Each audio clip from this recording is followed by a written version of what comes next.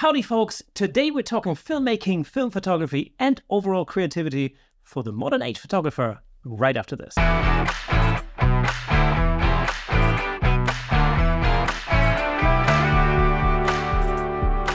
Welcome to Camera Shake, where we bring you the insider scoop on all things photography and videography, giving you a unique opportunity to stay ahead of the curve. We spent literally hundreds of hours interviewing some of the most renowned photographers of our time, giving you access to knowledge and expertise that's not available anywhere else.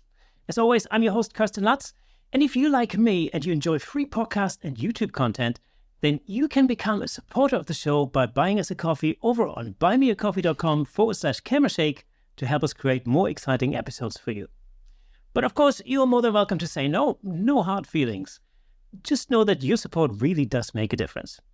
Now, without further ado, let's give it up for today's special guest, live in the studio with me today. Give it up for the voice of the world's longest-running radio drama, The Archers, filmmaker, actor, and director, Toby Laurence. Toby, man, how's it going? Very well, thank you. Blushing from that introduction. Thank you very much. Not the voice of The Archers, I'd like to point out. A voice in The Archers. Yeah, well, a voice of many. Many How many? So I've just mentioned it. It's the longest running radio drama in the world. It is, yeah. By episode, we had our 20,000th episode last year, I suppose. It's 2024 now. God, keep up, Toby. This is episode 189, I believe. Yeah. So you've a little way to go. I thought I'm doing well. But yeah, you're doing great. You're doing great. So it started in 1951. So, got a bit of a head start on you, to be fair. Yeah. To you, But yeah, I mean, there are people in it. I've been in it for 7 years, and there are people in it who have been in it for 40, 50, 60 plus years. Yeah.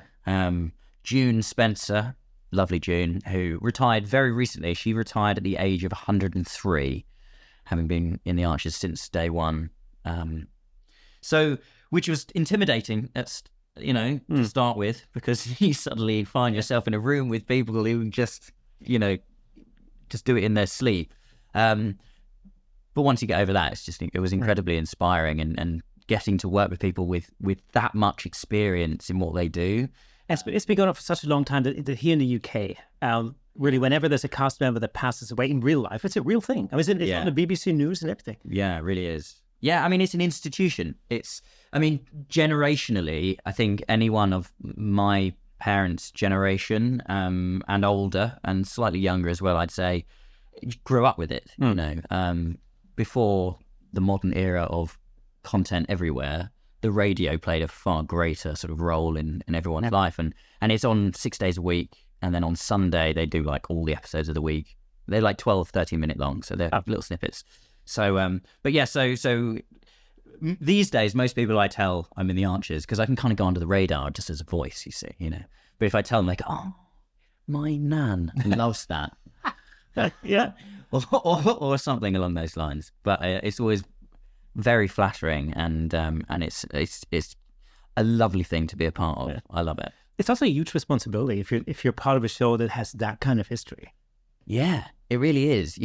And it being a sort of a soap that rolls on, it mirrors what's going on in the world. And so especially with COVID and all those sorts of things, but any major events that are happening around the world, there are always the meetings with the production team, which as actors we don't get that much involvement with, but depending on how fast things are moving, we can get involved a little bit when they talk to us about how do you deal with these subjects. When COVID, for instance, first started to emerge, excuse me, the original idea was that we wouldn't mention it, right? That we would give people this kind of like idyll, this little kind of like sanctuary away from it. Yeah. And then obviously after not that long, it became apparent that we're going to have to acknowledge the elephant in the village, as it were. It's set in a village. It's huge. I mean, that's an interesting thing, because I'm guessing you're pre-producing those episodes sometime in advance. So if something happens, like let's say 9/11 or something, then how do you build that in? So it's about 3 weeks. We're about 3 weeks, 4 weeks ahead of our output. Probably just about feasible. Just about, yeah. But they do last minute rewrites. Like, for instance, when the Queen passed away, right? Suddenly that needed to be, put into an episode here, there, everywhere. But the production team are amazing. The whole kind. Again, it transcends us all. They always say that. So there's an editor who essentially their job is to oversee the general sort of like long-term path that it takes. And it's very much, when you hear them talk about it, a responsibility that they take on. Sorry. It's your coffee that's getting in my throat. Camsai coffee. Camsai coffee. It's only the best. But yeah, they talk about they are given something that they are custodian of. Yes. But it's bigger than them as well, but they work amazing wonders. They have a whole team of writers and all sorts of people who can react quickly to these things and move it in, and then and again, the actors and the performances are so good and so versatile that people can react and adapt quickly to what they need to do. What's the reaction of those like really established actors that have maybe been doing it for decades when you first join a cast like that? Well, they're all lovely, So it's an interesting world, acting, in that generally you don't really have a great deal. And it's a similar thing with filmmaking and photography. You don't have workmates in the same way, and acting is very project by project. So you'll have, if you're in a play or something, you'll have your castmates. And then when that job's over, you kind of back into being alone until you get the next sort of thing. Whereas when you have something like The Archers, which rolls on for years and years and years and very much becomes part of your life, it's a family. And we all love seeing each other and catching up with each other because we all have to go to Birmingham to record it. And, we record a month's worth in like 2 sort of weekish long blocks. And it's just, so everyone's very welcoming, and supportive of you because everyone remembers when they were there. And so I think the effort is always to welcome and nurture and be as sort of supportive and lovely as you possibly can. And I guess some cast members are there more often like the central cast, and then you have people dropping in and out of it. Yes, I think that's less. I mean, it definitely is true, but it's kind of becoming less the case compared to how it used to be. The cast is much bigger now. So there used to be sort of, don't quote me on this because it was before my time, but there used to be sort of maybe 20 odd characters. Right. So everyone was in a lot more. And obviously there are those characters who have been in it for 40 years and therefore they have a sort of stronger foothold on the sort of narrative generally in the village, the family that they interplay with each other. But they have been recently, over the last few years, sort of trying to introduce new characters and broaden the sort of diversity as well. I think the representation and trying to, because they're very keen to kind of bring the story along with the times and keep it relevant and keep it all these sorts of things.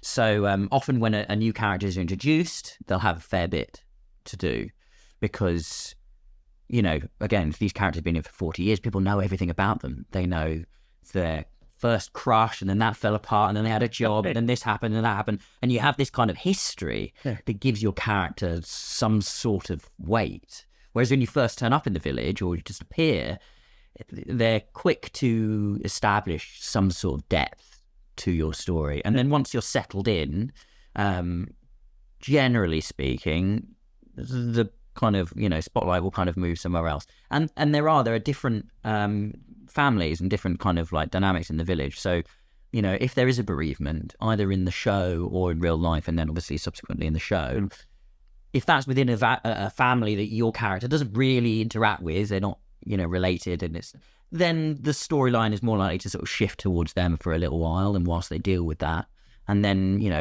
you'll get a storyline crop up another time, and then you and those around you will have a little bit more of a spotlight on you.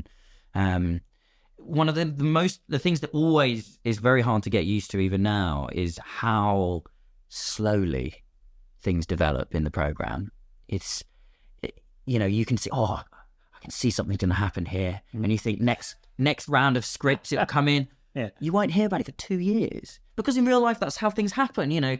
Someone your character might say something that kind of hints that he's not happy about that, or he's a bit miserable, or something is niggling him, and you think, this is going to be a storyline, and it may well be.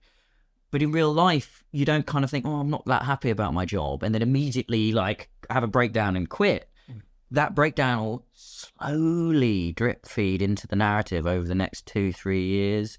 It's so gentle and in no rush, because it's been going for 70 years. And I'm just thinking that from a production point of view, it's going to be so difficult to keep track of these very gradual character developments over such a long time. Yeah. And you could track, like you said, 20, 30, 40 characters. 100%. I mean, they have essentially like people whose role is almost archivist, you know, because they'll go, is David Archer left-handed or right-handed? No. And they won't know, you know, and it might be relevant for a story, and they'll have someone whose job it is to know that. Right. To go back, and whenever again, it's just sort of beyond my pay grade and behind a door that I don't see much of on the production side, but I'm sure they must have a file, like every time a detail of somebody's character or whatever, or life is introduced in a script, it'll go into the file, essentially. There's some dude sitting somewhere in the archives in like a darkened room somewhere. Yeah, exactly. But, you know, if so, what car does he drive? You know, I think we did actually put that into a thing, so we need to make sure he's still driving that car or whatever it might be. So, but you're right, it's huge, and, you know, even just sort of, it's more than my lifetime. Most people in the show weren't born when the program... It's like, how many episodes? Well, we're on a 20-something thousand. 20,000. I mean, that's just incredible. We've just this is episode 189 of Kevin Jake podcast. So I thought we were doing well, but hey, to start somewhere, eh? Absolutely, yeah. 20,000 is incredible. It is. Given that most podcasts die a lonely death, like before episode 7 or something. Yeah. Well, do you know what? Something that is, and I will plug, which is lovely, is that. So, the Archers has, as you know, being around for so long, has, I think, generally this kind of reputation maybe as being something for the older ladies and gentlemen, perhaps, or older generations. But the truth is, actually, we are the highest downloaded thing on BBC Sounds. Yeah, I read that the other day. It's incredible. Generally, and for under 35s. Yeah. Which is mad. So there are new generations getting involved with the program, and you know what? Even if I do say so myself, it's really good.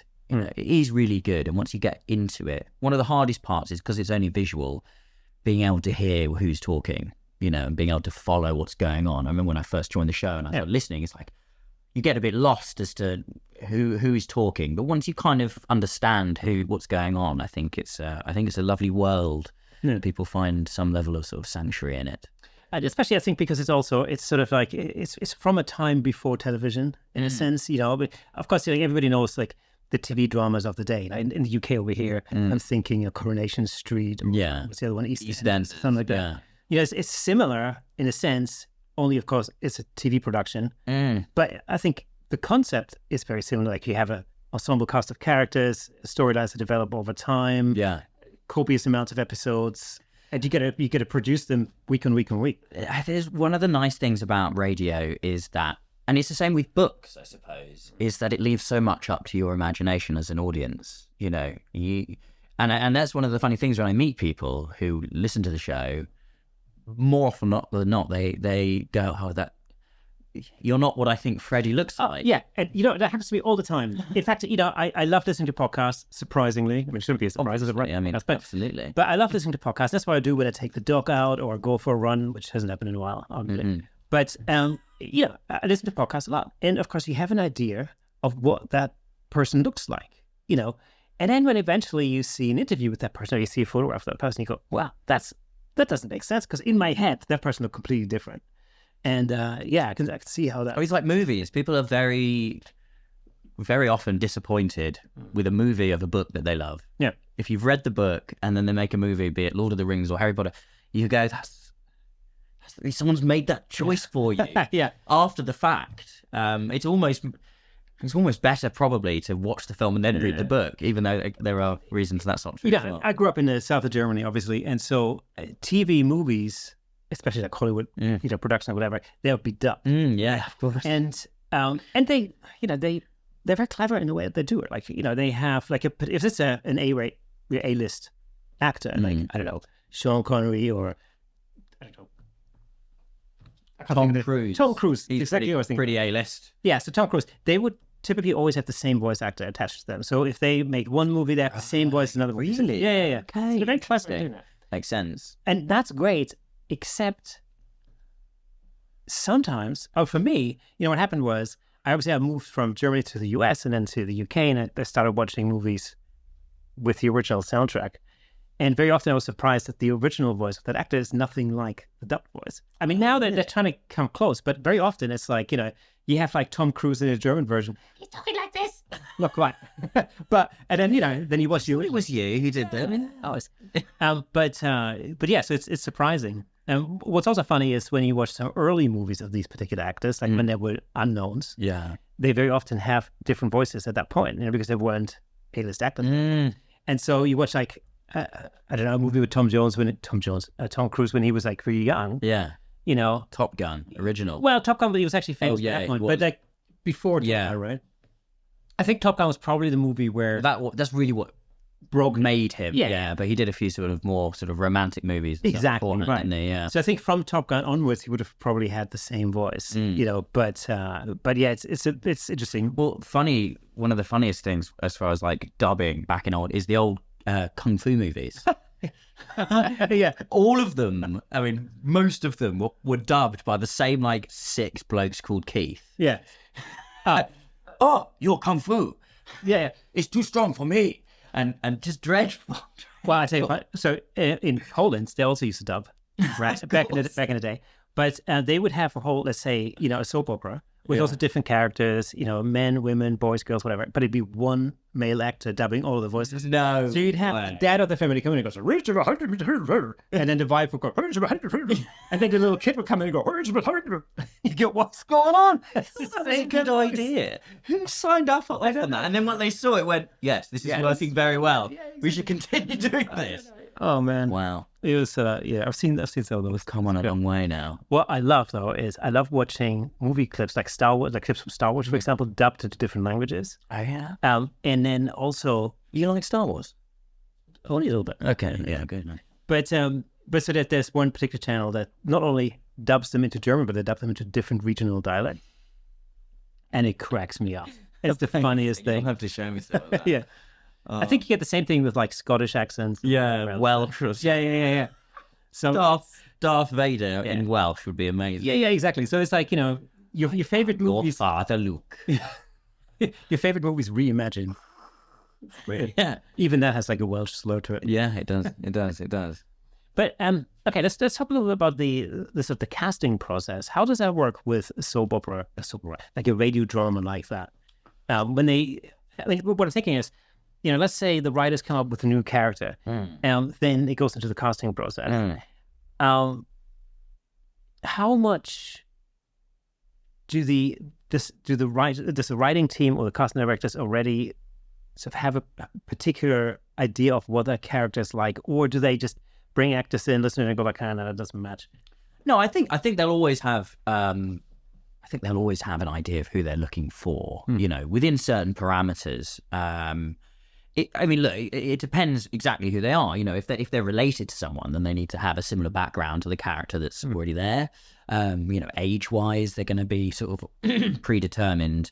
But obviously, then there are certain characters, like say, when certain characters end up going through like litigation or the courts or whatever, there'll be someone cast as a lawyer.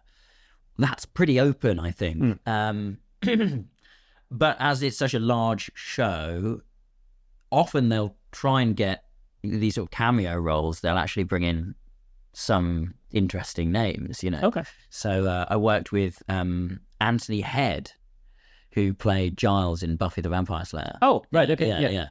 I hope I got that name right. I'm pretty sure I did. I'm so bad with names. But yeah, Anthony, he was a lovely chap, but to come into the green room and he's sat there, but he came in and played a little character who comes and goes and some sort of stuff like that. So occasionally they'll do that, but yeah, generally, as I say, I think they are trying to sort of be more diverse in the sort of casting of certain characters, and bring in just sort of like, I think it's just about the variety, spice of life. So they will be looking for someone who fills a certain criteria, but then when they audition people, they'll audition sort of a spectrum.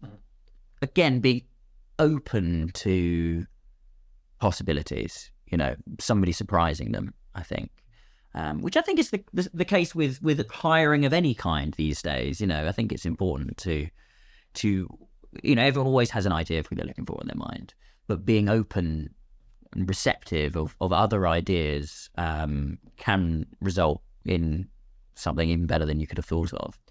I mean, how far in advance do you produce those episodes? Like, how, what I'm thinking is, like, first of all, how many episodes do you record in like one go, and then what happens if there's a world event that?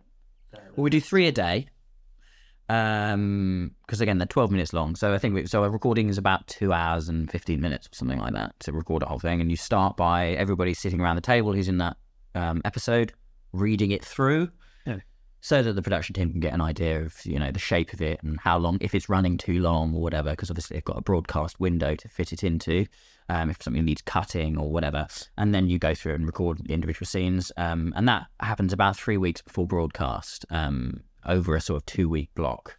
But yeah, if something massively important happens or something that needs addressing, then people will get phone calls and they'll sort of spin something round as fast as they need to do so.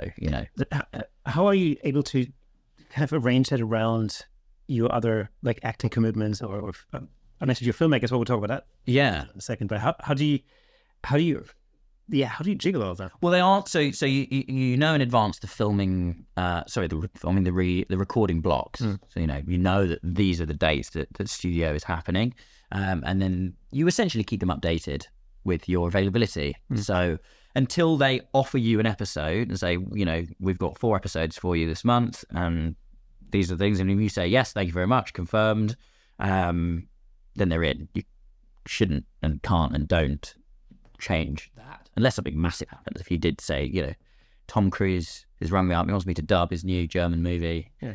They probably, because they're humans and they understand who you, and they'll try and juggle stuff around if they can possibly. But yeah, if you've got something, if you're in a play, or you're in something that's going to take you out, you'll kind of say, look, I'm not going to be available for so long, and they'll write around it, so they'll be like, okay, if you had a storyline that was coming up, but they know you're not available for 2 months, well, someone else will kind of be in there, and then they'll just, one of them, and they can do that to your advantage if you're not available. And then also one of the things which is quite soul destroying when you haven't been in it for a while is hearing your character referenced to. You'll get a character at the beginning of the scene go, oh God, have you seen, you never say oh God on Radio 4, so that never happens, but they'll go, oh, have you seen Freddie? Oh yeah, he's just left. Oh no! Freddie's just down in the paddock or something. So you're there, but they don't need to pay you to come in and talk about it. Have they ever written somebody out of the show because they couldn't stand it? Like, oh man, this guy's pissing it off. Oh God. I mean, maybe, probably. I wouldn't want to. I wouldn't want to comment really. Right. I mean, I think the thing is, you want to be fun to work with, and ultimately sometimes people need to be killed off for the storyline. Right. You all hope it's not going to be you because, theoretically you could be in the show for your whole life. And many people are. And many people, sadly, recently we lost someone, passed away still in the show, and they worked for their whole life in the Archers. And that's something you'd like to do. So you don't ruffle feathers but that's, I think, the case with all acting and all these sorts of things. Be a nice person, be fun to work with, and they won't want to get rid of you. I've heard rumours of certain people perhaps drawing a target on their back. Oh, really? Okay. Yeah, but that's not always the case. I also know of people who just, drew the short straw, unfortunately, and their character, unfortunately, was killed off. Yeah. Is that touching wood? I'm going to go a bit. Is that the thing you're always battling against? It's like that fear of getting killed off. Yeah, I mean, well, yeah, do you know what? And the only reason that that's the case is because it is a dream job. We love it. You can almost sort of run a car off the smugness in that room when you're all sat there in the green room, like you're there. You've got an episode. We're just so happy to be there and to be a part of it, and again to have that family. And and the sad truth is, if you do get killed off, immediately you could have been in it for 20 years, and then suddenly all those people who and you still can we all have a WhatsApp group and we all can chat and everyone's still there for you, but you're suddenly not involved with something that you spent. I mean, I've never had any other job that's lasted that long. Is it being employed by somebody? Oh God, no, absolutely not. Yeah. So, you know, to have 7 years under my belt and not be fired is wonderful, and I don't ever want to lose that. You know, I found my people, and yeah. Touch wood. keeping the wood touch, man. Cool, man. Let's talk a little bit about filmmaking. Yeah, let's right after this. Hey, let me just jump in real quick to tell you about the amazing sponsor of this episode, Platypod. Platypod offers innovative camera support systems designed to unleash your creativity. With their stable, versatile, and portable solutions, you can capture stunning shots like never before. And I'm not just saying that. As the host of the Camera Shake podcast, I can personally vouch for Platypod's incredible products. They've become an integral part of the show. In fact, I'm surrounded by various Platypod products holding up lights, cameras, microphones, and so on. It's really helped to transform the way I make the show and the way I shoot at home, in the studio, and on location. But don't just take my word for it. Explore Platypod's website at www.platypod.com to discover their range of products, including the Platypod Extreme, Platypod tripod heads, and the brand new handle, of course. Make sure to follow Platypod on Instagram and Facebook at Platypod Tripods for exclusive updates, tips, and giveaways.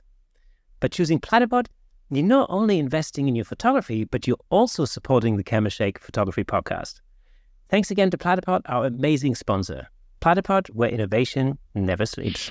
Okay, so we've talked about your role in The Artist, but I've also introduced you as a filmmaker, because that's actually how I got to know you in the first place. Yeah. So just give us a backstory on your filmmaking career. Sure. Well, I started my film company. I started, in a way, a film company when I left acting school, because I think everybody, when you're at acting school for 3 years, you're in this kind of little bubble where, you know, you get given parts in things and, you know, roles in films and stuff as you.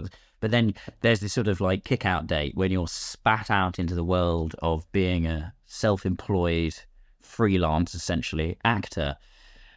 And I was terrified that I'd never get any work, you know. And I think everybody is. It's a very, very vulnerable. And I studied in London, which is an incredibly expensive place to live and work. And I'd been a chef before I went to drama school. So, and I did not want to end up back there. You know, I loathed my life as a chef. It was a very, very difficult industry, and I have tons of respect for anyone who does hospitality. But if anything, as I think...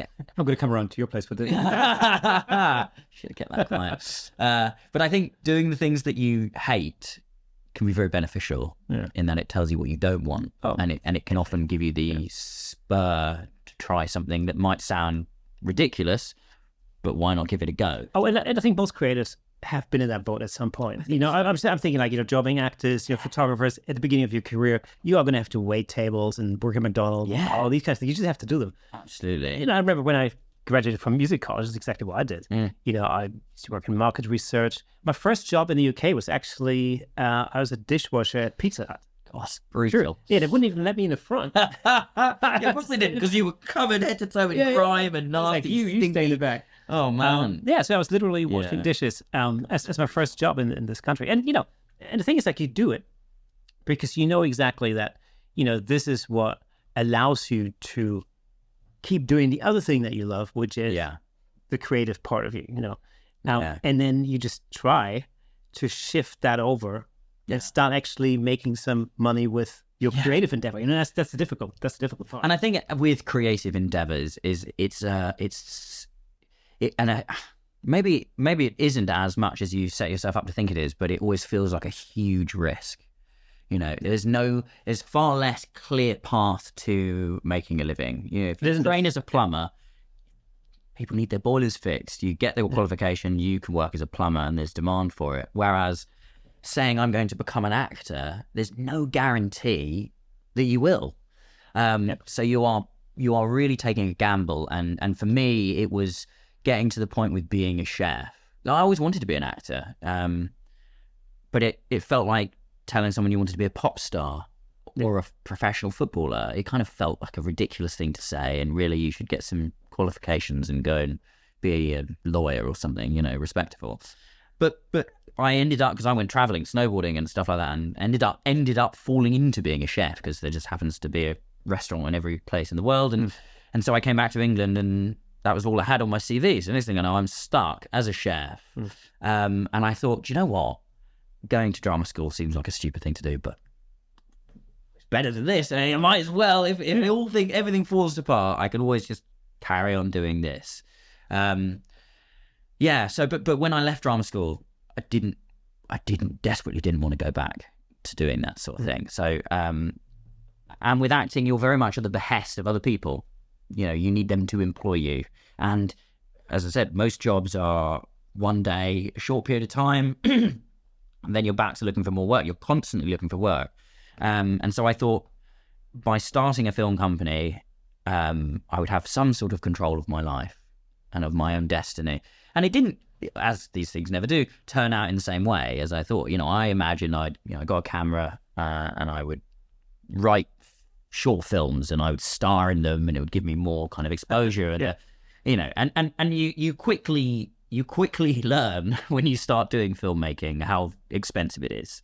You know, how many people are required to do it to a decent standard. And if you don't do it to a decent standard, you may as well not get out of bed in the morning. There's no point. You know, you have to do these things properly. And I think there's a crucial point as well. You mentioned, getting other people involved in it. And, I know in the beginning, certainly this is the case for me, and I think it's the case for many people. In the beginning, I used to join favors from lots of people. People would just help out, I said, because they like what you do, they do you a favor and whatever.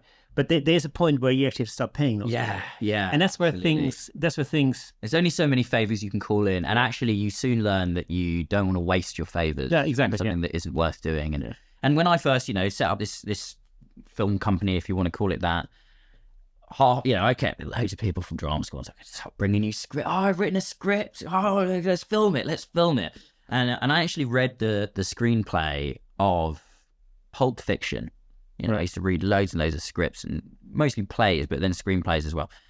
You read Pulp Fiction, you read the first 2 pages of Pulp Fiction, and you are sold. Right. You go, wow, it leaps off the page. You just think, me, this is what it's about. Can we make this? And I decided that if a script doesn't make me feel like that, within reason, Pulp Fiction is a masterpiece. But but you know what I mean? Like, if you read a script and you're kind of going, okay, don't do it, because you're going to spunk thousands of pounds. You're going to call in loads of favors that you can't call in again necessarily, and you're going to put tons and tons of time and energy into something that no one's going to watch. And you won't be happy with. And don't get me wrong, like, making things, you learn a lot, right? And you should get out there and make stuff. But don't throw too much at something that's not worth doing. And it's something I always say to people, which I've kind of come over the years, please get your scripts edited. Because we all can write something and it sounds amazing in our own heads. And at 2 a.m. your jokes are making you laugh. Yeah. But you've just got to give it to someone to refine, to cut out when you're repeating yourself. Cut something. You're like, I left that in because I like this joke. But does it do anything for your story? Is it necessary? Yeah. And actually, taking something and then just refining it and making it better. Cutting room floors are littered with the bodies of dead, beautiful shots that you've had to lose because... Yeah. And I always say this, I love the delete button. And it's like, this is true for recording music and writing music, but also, of course, for photography and especially video editing. I love the delete button. Yeah. It's just nothing as satisfying as when you sit there and you go like, oh man, I love the shot, but it doesn't really work in this context. Yeah. And then you get yourself to hit the delete button. It's like clearing out your closet, isn't it? You don't want to lose that stuff. You've clung onto this thing for years and you think, I'm going to put it in the bin. Yeah. And you put it in the bin and you look at the space that it's left there. Yeah. And you just think, oh. It's a beautiful drone shot that you spent hours making, and the sun is perfect. It's the sunset. It looks amazing. It's like, but this film is set in the middle of the day. Well, but it looks great, but it doesn't suit the story. Or like, in a commercial context, for instance, the client says, well, there's a hard stop. It can only be 1 minute, 50 seconds. And you go like, I have to do the shot. Which, you know what? I've made a lot. Well, so that was what I was hoping would happen, I'd write loads of, and you quickly realize that people don't pay for short films. There's no money in it. Yeah. Right? It's a passion project. And if you're looking to go down a narrative route, you should be making them and looking to do that. But the truth is, people pay for commercial corporate advertising films because there's a return on investment for the people who are giving you the money to do that. And so I quickly found myself in that space, you know, and it's a great learning ground, you know, for filmmaking for a number of reasons. You know, the great thing about something corporate or something advertising is you have a goal, you have a message specifically that you're trying to communicate. So it gives you this kind of spine around which to build your ideas, which I think when you're starting with just, you know, pie in the sky kind of like filmmaking, you, again, people get lost and kind of like distracted with this, that, and it loses this kind of like sort of central idea. Whereas advertising forces you to focus on achieving something. It gives you the opportunity to roll camera on lots of different people, lots of different environments, to studios, in locations, play with different cameras, experiment with lighting. And something that I learned to love as an exercise is the 30-second commercial. For exactly that reason. You have to delete stuff. You only have a number of frames, and you simply cannot keep everything. It's 30 seconds long, and you'll have shot all day. You know, and again, and that comes into it as well. It's like you quickly learn that just shooting the shit out of everything. I can swear on this, can't I? Sure. Just shooting the shit out of everything, which is what I used to do, because, you know, I panicked. I was like, right, I'm going to shoot an event. I'm going to shoot the shit out of this thing. It's going to be within an inch of its life shot, and you go home with 8 hours of roll, and you realise, I now have to process all of this. It's, you know, and it's actually, you know, it's a valid method. It does work, but it works, but it's inefficient. Completely inefficient. It's so time intensive. I mean, I used to do the same thing, you know, when everybody does. Yeah. And, you know, you end up with hours and hours and hours of footage, like 5 million takes of B-roll that you'll never need. No. You know, but you then go through all this. I mean, it's the same thing. I created to music. You know, I remember the day when, in particular, when recording to hard drives became the thing in studios. It was like around 2000-ish, right?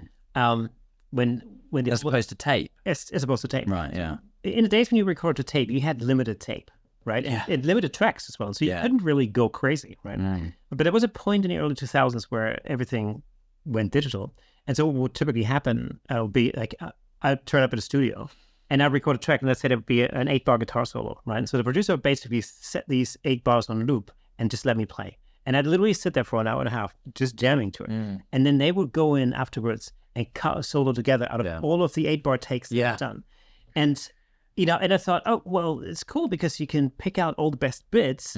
But of course, on the other hand, it's like, and there are times where that works, you know, and you're right, you know, I mean, with a guitar solo, I think that's not necessarily about it because it's a sort of statement section of a thing. It's just 8 bars you're looking for, get loads of it. But what an effort.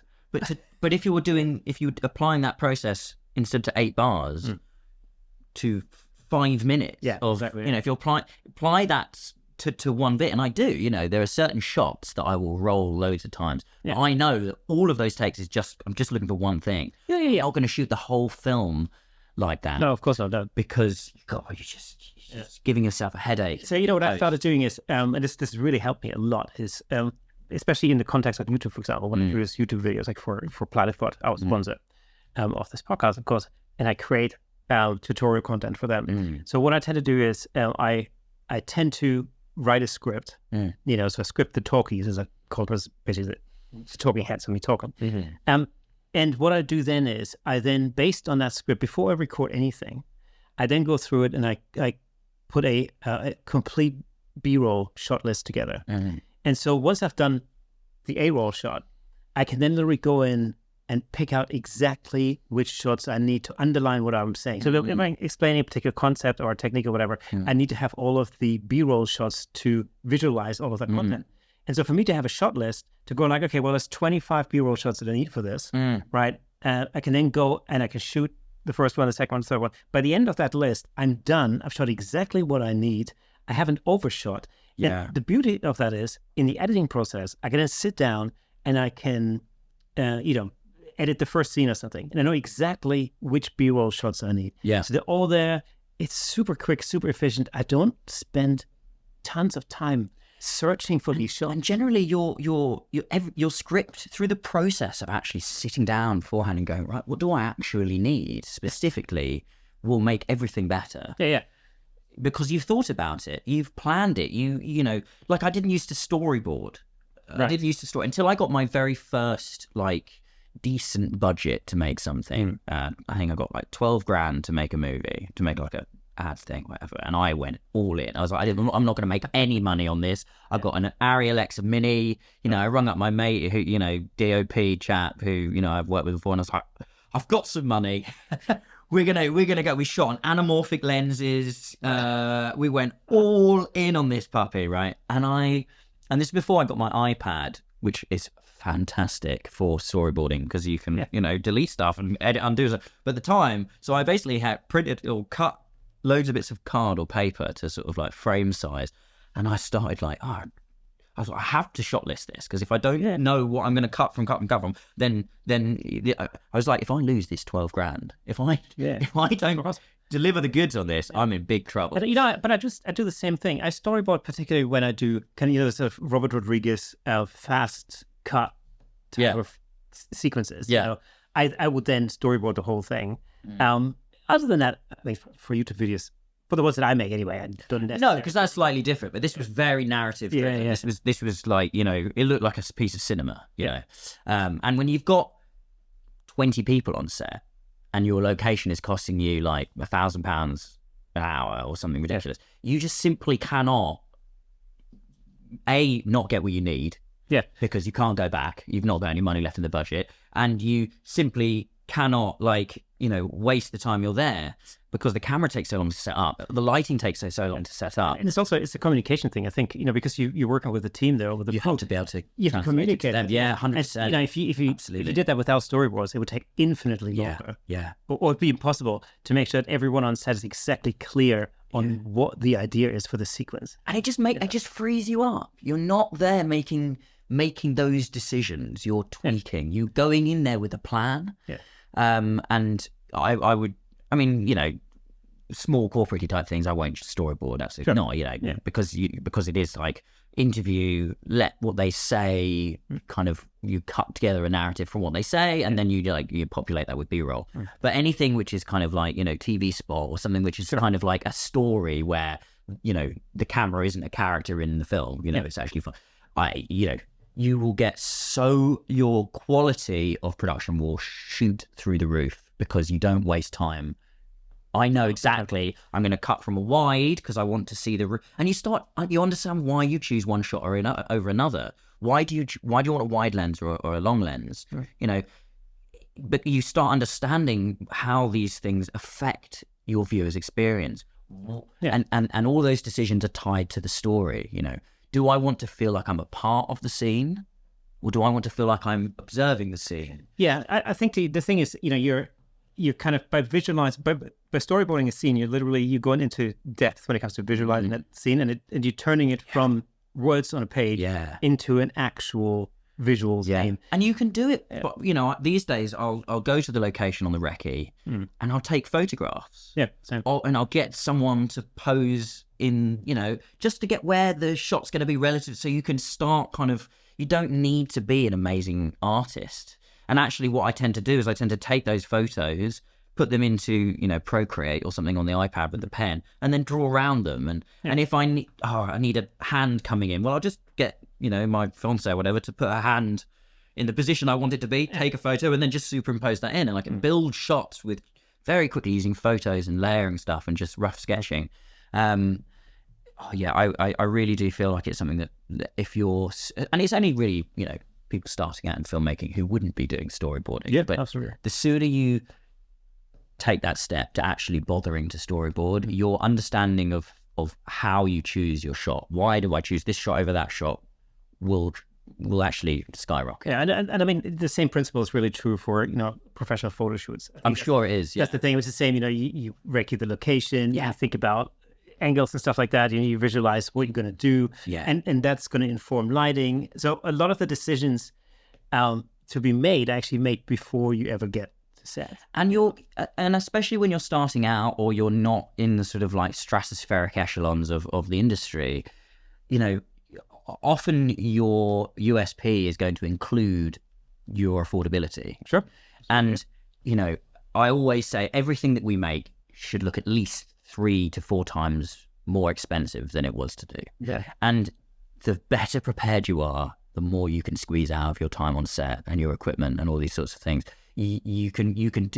Filmmaking is incredibly wasteful at the highest level. Yeah, amazingly wasteful. Everybody's assistant has an assistant. You know, there's a van and 3 lorries full of lighting that they don't need, but just in case they have, because why not? We've got £250 million budget. Yeah, nobody ever needed catering. I mean, who cares? Just get them Domino. No, but you know, there are so many sort of efficiencies that you can find in the filmmaking process that don't actually stop you from creating an amazing look. That means that you can actually, especially when you're starting out, you can get those clients by saying, we can achieve this, but for $5,000 less than everyone else is going to charge you. Yeah. But you learn that. I do remember being perplexed by lens choice. Why do I want to shoot on a 50mm or a 35mm or wider or whatever? And you learn actually to take everything. And this is what I always talk about now. And I always used to think it sounded so wanky when everybody says this. Is that the story? North American. Oh, you're totally sorry. Wanky means what? What does wanky mean to North Americans? Oh God, It's a rude way of saying ridiculous, I guess. Yeah, lame. Lame. Lame. Yeah, just a little bit like. But the truth is, the script and the story are the most important thing. Every decision that you make, from casting to camera angle to camera lens to colors, you know, getting into what colors are they wearing, you know, deciding to put, like I did a Christmas ad and my 2 main characters were the only people who were allowed to wear red. So everyone, whatever you want, but no one else was wearing red. The guy had a red hat and she had a red jacket. So they just popped out of everything, you know, being really deliberate about all the choices you make and all of those sort of like decisions coming from something that supports the story. And by that, I mean, how do I want my audience to feel at this point? Do I want them to be nervous? Do I want them to feel, you know, energized? Do I want my character to feel powerful? Or do I want them to feel kind of like weak? You know, all these sorts of things. Is it fast paced or do I want my camera movement to be really slow because it's, and contrast, you know, having a story arc, even in the smallest of things, from, you know, man opens jar of Marmite, spreads Marmite, eats Marmite. There's a journey there. It starts here and ends there. Even the throws up. Yeah, it throws up. Exactly. You know, twist. And what happens at the end can often include your twist. But putting story into absolutely everything and allowing that to sort of inform your decision making, not only does it make your films better, it means you can make the decisions. You're not sat there going, I don't know what camera movement. Maybe we could do a wide here. I remember just not knowing. Second you go to your script and you go, right, do I want them to know that my character's sort of in a busy room yet? No. So I'm going to start with a close-up on their face, you know, and I get, because then my audience is going, where is he? What's going on? And then I show you that, oh, he's in a canteen, you know, or, you know, he might be there like shaving. Oh, he's shaving. Okay, he's shaving. Bang, he's in the park. You know, you choose at what point you reveal information, you know. The whole point of filmmaking is deciding what people look at when. You have that control. Yep. When you're on the stage, everything's out in front of you. It's on the stage and everyone can look at it. And so it's a slightly different thing. Whereas filmmaking, I can choose if I only want you to see, if I want you to see that I've got coffee or no coffee left. Or, do you know what I mean? You can decide at what point you reveal certain pieces of information. And that's why you decide, I need a close-up now. Don't throw a close-up of their eye because it's a cool shot of their eye. Because why? See, this is the thing I've always loved about filmmaking or video, as opposed to like stills photography, for example, is the fact that you can shape a storyline over time.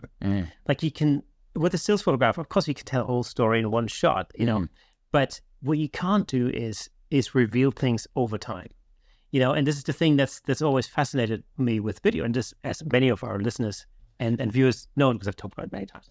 Actually, I started as a kid. I started with video. That was the first thing, because my grandmother and my dad were all photographers, and there was a lot of stills photography around. I thought, sod that, I'm going to do my own thing, and here you are now. You're crawling back to your bloodline. Well, and plus, it was the 80s, and Steven Spielberg was the thing, and Star Wars, and Jurassic Park and whatnot. And I kind of thought, well, sod still images. I make a move, Yeah. But a weird twist of fate. I do think, however, and so as much as I agree with you, I actually think, so painting. Mm-hmm. What I love about painting, and I can't remember where I heard someone talking about this, but it kind of it made me really think about it. Painting is like a film, but it's all there out in front of you. And a good painter decides where your eye goes. Oh, yeah. It draws you into that point first, and then your eye is led to another part of the face. So even though it's all there, much like a piano, everything is there, but laid out in front of you. But actually, you still start somewhere, and you're drawn elsewhere, and that is a form of art that I admire massively. Absolutely. And the thing about skill set, the thing about photography, about painting. When I think photography does the same thing. Yeah, you can tell a whole story in one frame or across a sequence of short frames. And of course, you decide what you reveal and in what order, and how you allow the viewer to travel through that image as you direct the eye and everything.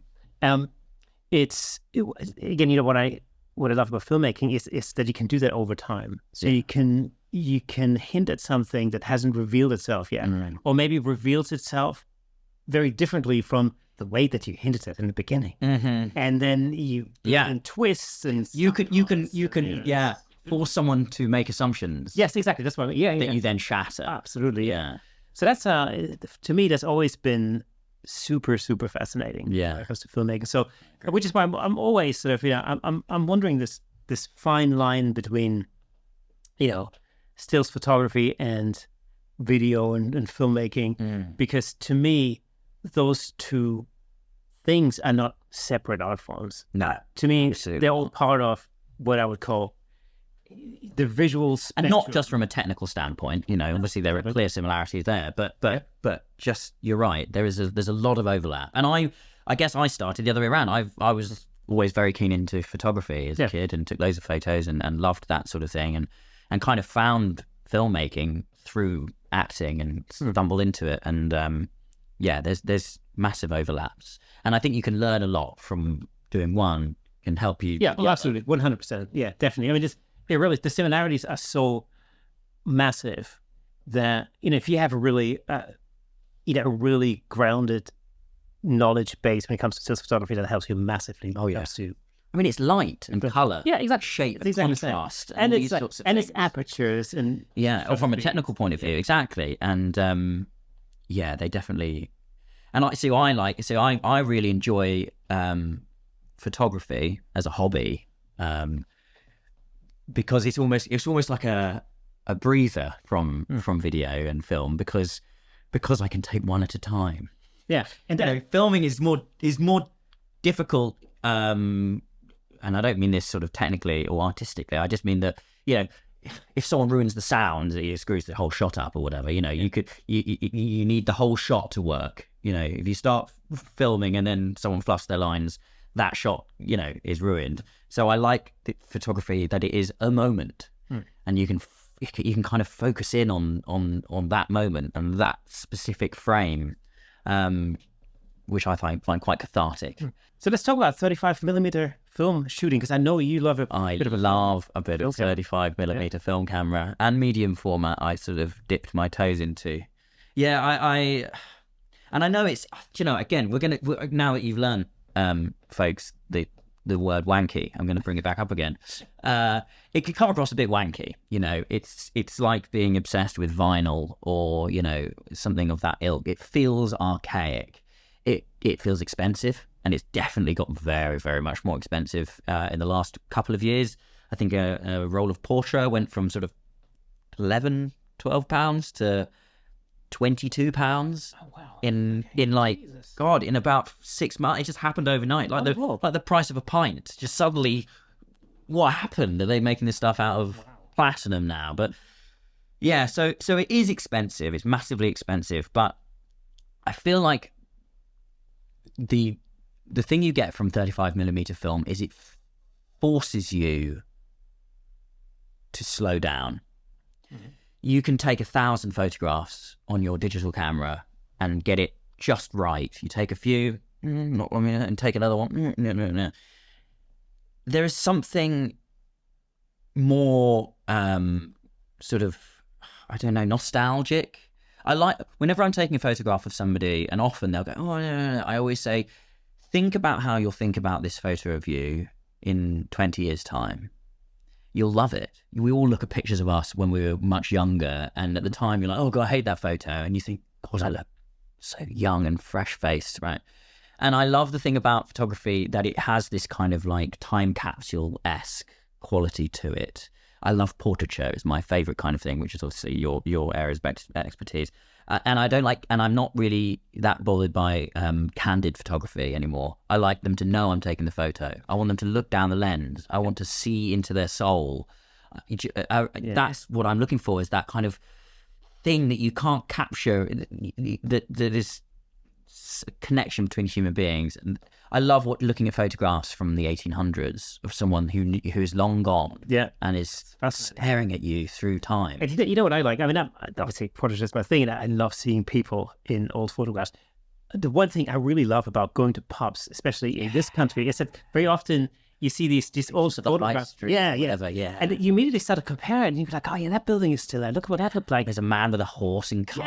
And before tarmac was invented. and I love the way back in those days, because cameras were so unusual, and people just stare. Those cameras, those pictures of kids in the street, like, they go, what is he doing? Gutter snipe children from a slum just staring at the lens, and it's just wonderful. And so there's something about the imperfection of not being able to go, not quite right, and fix it. Because if you fix it, those 999 photos that weren't the perfect one will never see the light of day. Yeah. They will be binned. Of course. And then you'll post-production it, and it'll look fucking wonderful, and everything's great. But I like those photos that aren't quite right, because in 20, 30, 40, 50 years' time, when they're in a shoebox, because I like to print them out as well, there's just something about the imperfections, the fact that someone's not looking the right way in a group photo or something like that. And the fact that you can't fix it then. You have to just let it be. And then, because film processing is also very expensive, I always sort of wait until the lab I use hasn't heard from me for a while, and I get that inevitable email about, we've not heard from you for a while. Have 20% off, and I go, lovely, here's 45 rolls of film. Thank you very much. I just cash in. And then when you get them back, you're just reminded of all these things that you forgot you took a photo of. And I think if you get 5 really good photos out of a roll of film, then you've done well. Like, that's what I'm looking for. And often I get way more. And very rarely, occasionally though, you get less. But sometimes you just get one. And you just go, whoa. And there's something about that chemical reaction that happens on a film stock that for me, pulls on my heartstrings. See, so the thing for me about when it comes to like film photography and actual physical prints and stuff, is, I love looking through old prints, like from my parents back in the 80s, 90s or whatever, right? And the thing that I love about that is when I see my kids take photos today on their iPhones or whatever, and take selfies or whatever, literally they take 10, 12, 20 shots of themselves, and they pose in different ways until everything's perfect. And then that one out of the 12 shots will see the light of day, as you said. But that's a really staged shot. In the same way that if we look at early photographs from the 1880s or something, when people used to stand there like sticks, with a broomstick in the back. And, I remember when I was a kid, you look at these photos and you're like, well, that looks so staged. And of course, I look at the prints for instance, my parents had like in the 80s and something, like just family shots, holiday shots. These aren't completely unstaged. They're like in the moment shots of something of a moment that actually happened in time.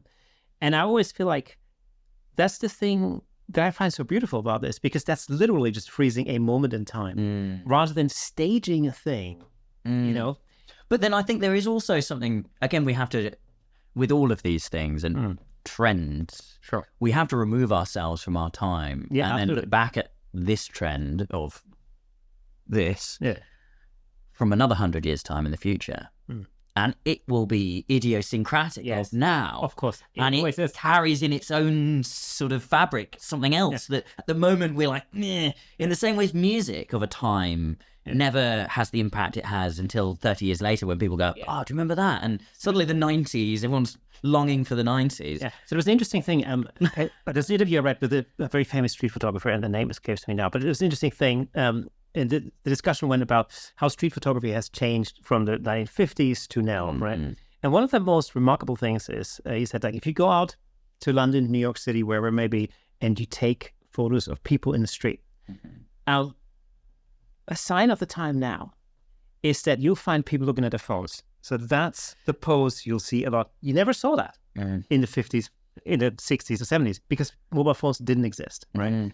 So in 100 years, when people look back at photographs, street photography from our time, one of those telltale signs will be people looking at their phones. And it's on that note, I've got some of my favorite photos I've ever taken, and partly because I felt like I was contributing to the archive of time in a different way, was during the pandemic. Right. I have some absolutely wonderful photos of tube carriages.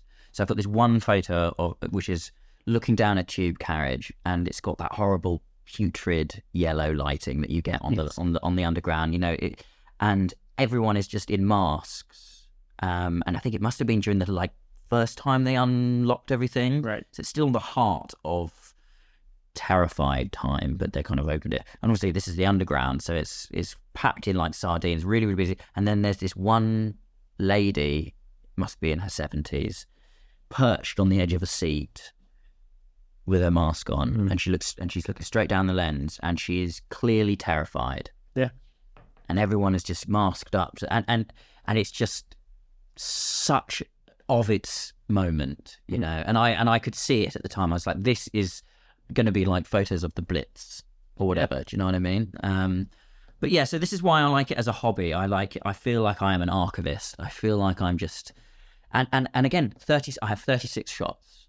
I can't take loads. I have to be very sort of selective of what I choose to photograph. It makes me slow down, because it costs me money, for nothing else. It costs me money every time I pull the trigger, right? Every time. So happy every time you push it. Yeah, exactly. And I'm as tight as the next man when it comes to that. So I've got to really think about it and not waste it. You can tell when I've had a drink. Because I'll get a roll back and I'm like, why did I take so many photos of this one person? Like, this is ridiculous. So for me as an exercise, it makes me understand exposure, you know, and you get to learn your film stock, and you get to learn more about light and how, you know, you need a lot of light for stills photography. So what do you do? Do you go into London for a day of street photography? How do you do? I don't find myself really going out on project days. I actually just take it with me everywhere I go. Oh, right, okay. So I take, and again, I like giving photography. I give, if you know me and I give you a Christmas present, more than likely, as long as I've seen you prior to that, it will be a photograph framed for you to keep, printed out. You know, my friends who've had children and stuff like that, I take photos of it and then give them to them. I love Instax. I love the Polaroid. I waste so much money whenever I go to any sort of wedding or, you know, whatever it might be, someone's birthday party, because I just give them away. Yeah. I take photos of people and I give it to them, and I know that they'll treasure it. And even more so than any other kind of film photography, there's instant photos. Not only is it a photograph of a moment in time, but that physical object is of that time. You know, when you open that shoebox later on in your life and you're looking back through these things, these objects, you know that photograph was from your wedding day.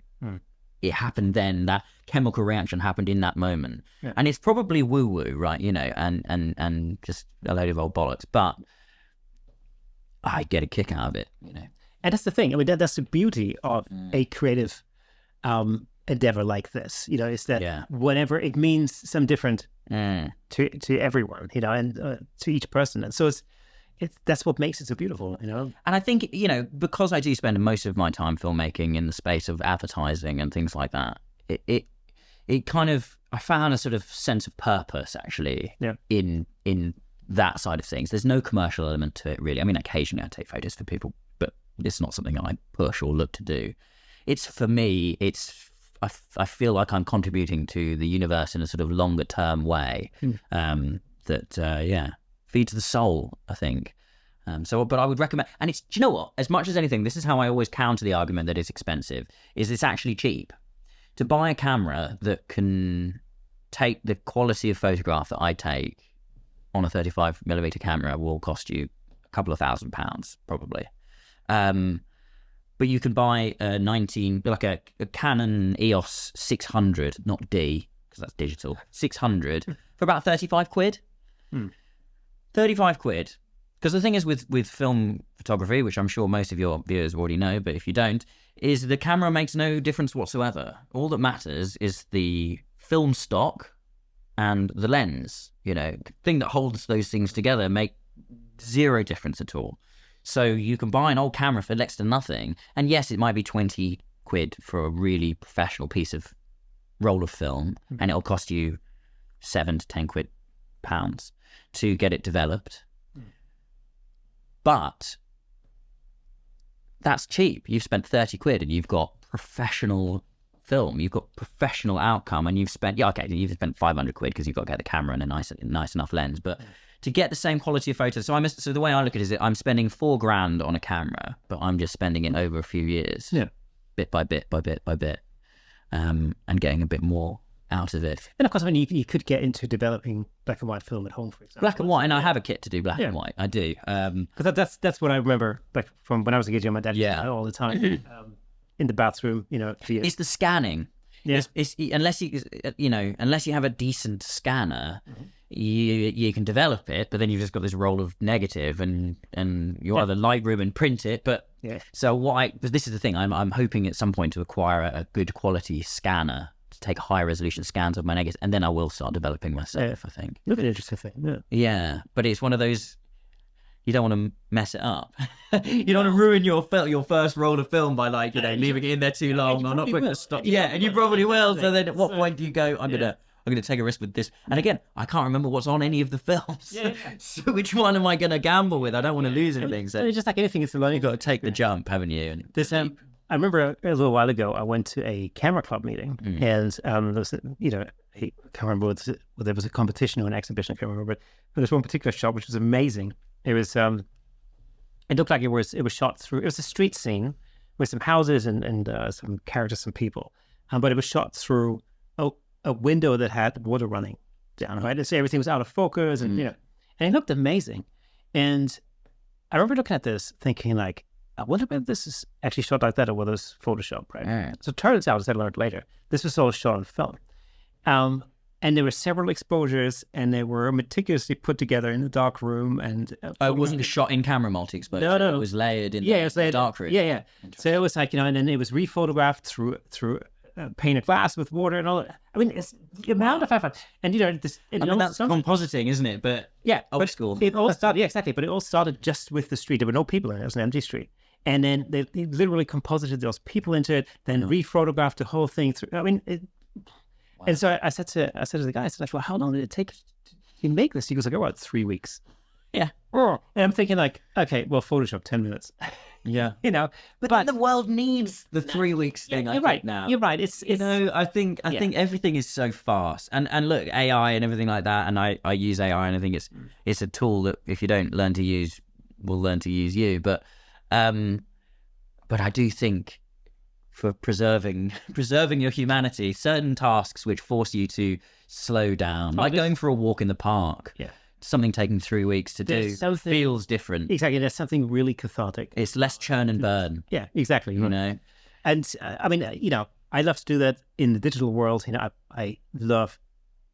And again, I wouldn't use 35mm film professionally very much. I mean, occasionally, very, very, very sort of niche environment that I would do. But, if you're making something professionally, you need it to be efficient. Oh, and repeatable and reliable and predictable. And there's still, apparently, so I'm told, there's still many advertising photographers out there who still shoot on film. But if you shoot in a studio and you really know your film stock, then you know what you're going to get.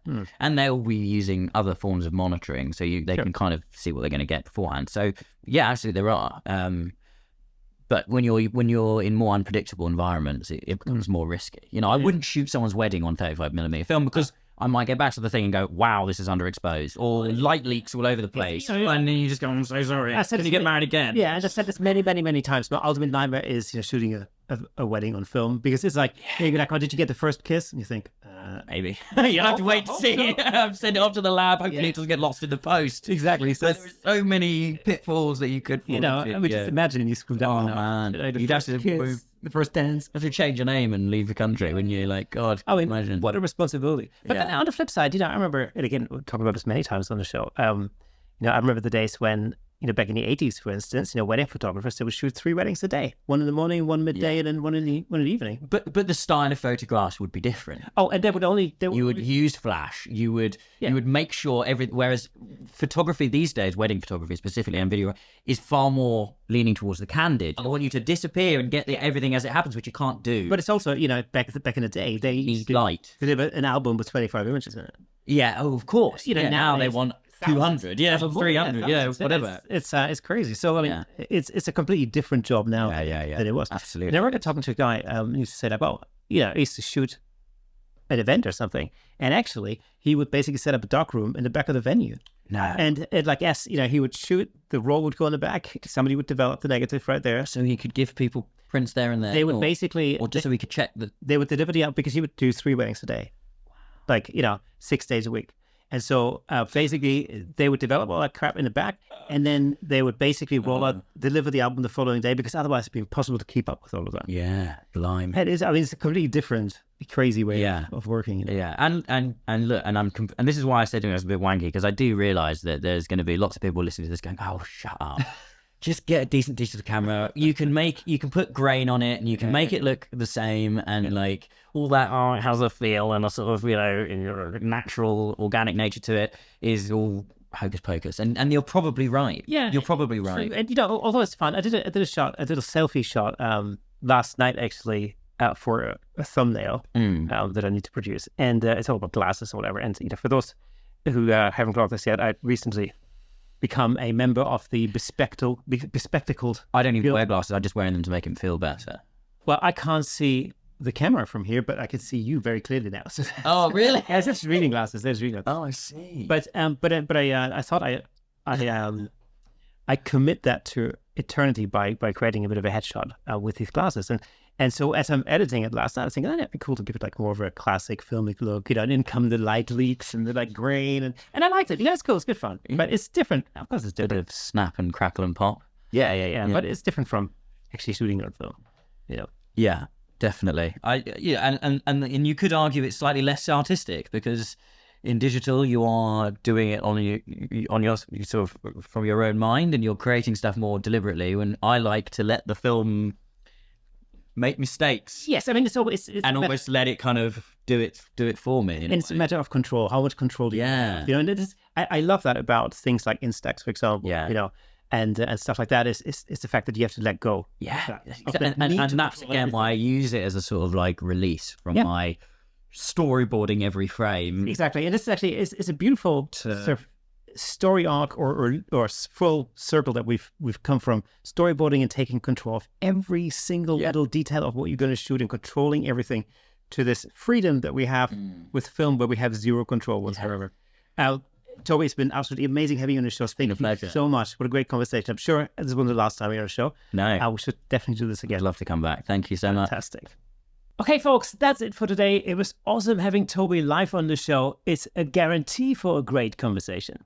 And as always, before we go, let me just recommend another episode that I think you'll like. Check out episode 86, where I take you through a number of awesome tips to elevate your photography in 2024. I'm sure you love it. If you enjoy our content, consider supporting us on buymeacoffee.com/camerashake to help us continue creating and bringing you more exciting episodes. It really does mean the world to us. And for those of you who are listening to the audio version of this podcast, did you know that there's a fully fledged video version over on YouTube with plenty of examples of our guest photography in full Technicolor? All you have to do is go over to YouTube, search for Camerashake Podcast, and you'll be able to watch all past episodes on there. And if you're already on YouTube, well, then just drop us a comment, hit the like button, ring that bell, and share with your friends. Your engagement helps us reach a wider audience all over the world. Thank you for listening and watching, and remember, a new episode drops every Thursday, so mark that in your calendars. Until next time, keep shaking things up in the world of photography. See you next Thursday.